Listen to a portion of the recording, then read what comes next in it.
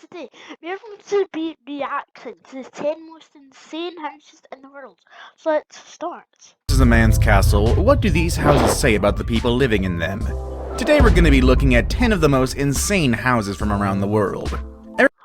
I will link this video in the description.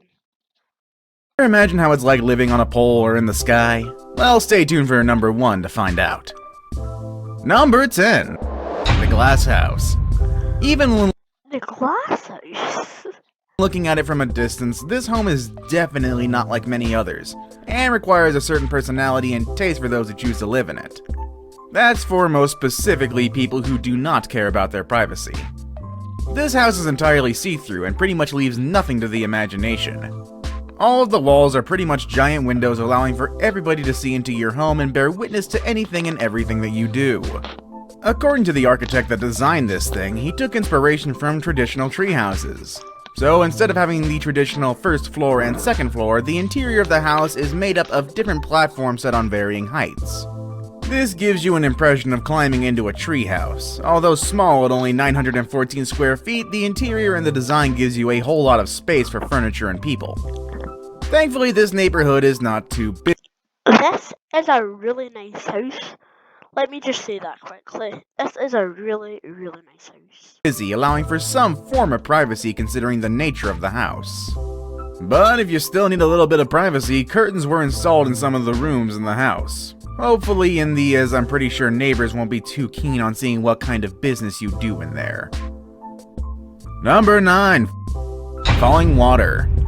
This sounds like a house I would want to live in. So subscribe so I can get this house. house was designed in 1935 and has become incredibly popular over the years for many reasons. For starters, it was built over a waterfall, which is the main attraction about the house right in the center of a lush greenery. It was originally constructed to be a family weekend home for Edgar J. Kaufman's family. They used it between 1937 and 1963 as their own private getaway. Eventually the home got deeded to the public and is now a popular tourist attraction. The home itself attracts more than 160. It's now a tourist attraction? Can I go here for a video? Maybe? 60,000 tourists per year. Unfortunately, time has not been very good to the home, which is now showing various signs of deterioration. And with the deterioration, the maintenance cost of a house like this is not something to gawk at. The outer walls must be washed very well on a regular basis and rooms are repainted as needed. Even the bathroom floor, which is made out of corkboard, needs to be replaced periodically. Overall, there is a very close watch on the home and in making sure everything is at its best. Number 8. The Clock Tower Penthouse. If you're like me, you hate the sound of your alarm clock in the morning, so can you imagine living inside the clock itself?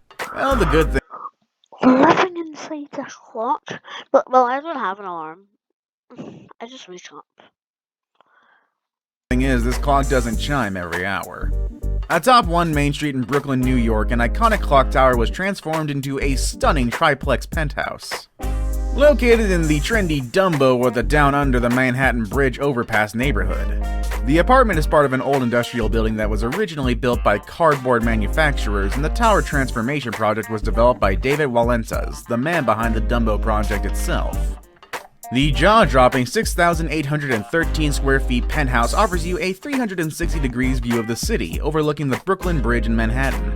Its signature feature, That looks really good. however, are the 4 massive clocks installed in the 14-foot-high round windows on each wall. The 3-story apartment with the ceiling going from 16 to 50 feet in height also has a glass elevator running up to its center. The penthouse of the Clock Tower building entered the market in 2009 as the most expensive condo in Brooklyn, listed for $25 million. Till then, the most expensive apartment on record had cost a mere $11 million. The realtors, however, have been unsuccessful in selling the Clock Tower penthouse, and it's now down to $18 million. Not exactly a bargain, but hey, it's a small price to pay if you want to live in a clock. Number 7. The Flintstone House. Okay. House. If you're a Flintstones fan or fall in a very specific age bracket, then this is one of the coolest houses ever. Like the name implies, it's a very accurate recreation of the home of the Flintstones, our favorite modern Stone Age family. It is fully functional with modern amenities, yet still holds the extremely old-school charm of the Flintstones TV show. The 2,736 square foot home is located in sunny Malibu and was designed for TV personality Dick Clark.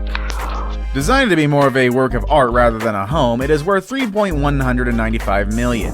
Definitely not cheap. Multiple architects worked on the home, trying their best to bring the iconic cartoon home into our reality. The window frames are cut in order to resemble exactly how the original Flintstones house looked like. Inside, from the floor to the ceiling and walls are all made to resemble stone. Although the home is located on 28 acres of land, it is actually not that large. The home also includes access to a private beach and incredible views from high up in the hills. Number 6. The Croft House. This house is a This looks like a really good house. major work of architectural greatness and has been recognized as so around the world. It follows a very minimalist yet modern design and is located in Victoria, Australia. If you don't know exactly where it is, it's quite difficult to find as it blends with the surrounding hillsides. The home was designed by James Stockwell, whose idea was to build a house that blends in with the land surrounding it.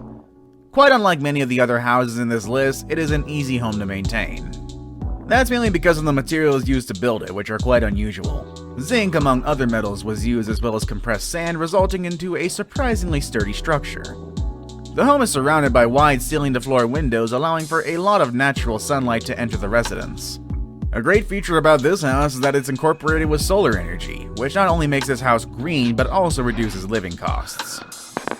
Number 5. The Slide House. Can you imagine growing up in a house designed around a 3-story high slide and where your home functions not What did you say? just as shelter, but is also meant to be a fun place that nurtures happy childhood memories? The Slide House in the Nakamaguro neighborhood of Tokyo was built to be such a place. This unique home in Japan is a rectangular building with a staircase that wraps all the way around one side of the house, connecting all 3 floors. A staircase goes around the other side of the house. On each floor, the occupants can decide whether to descend via the stairs or slide. It was designed by level architects for a couple with 3 young children who wanted their kids to have lifelong joyful memories of their childhood home. The main living area is located on the 2nd floor. Keeping with the goal of creating a playful home, there is an enclosed ball pit at the center of the living space. The high ceiling in the living, dining, and kitchen area allows air and light to diffuse throughout the large space, but a sense of unity is maintained by the 6-meter-long built-in sofa bench that runs along the wall. From the outside, the house looks so unassuming that it might be mistaken for a small warehouse. The perfect camouflage for all the fun to be found inside. Number 4. The Seashell House. Many have wondered what life would be like living in a seashell, at least I assume. Well, either way, that was the exact inspiration behind the beautifully crafted Nautilus. This giant seashell house is located in Mexico City and was built and designed by Javier Sanazian, and was built back in 2006. I think we're going to stop there, so if you guys enjoyed, make sure to like and subscribe, and I'll be out with the video later. Bye!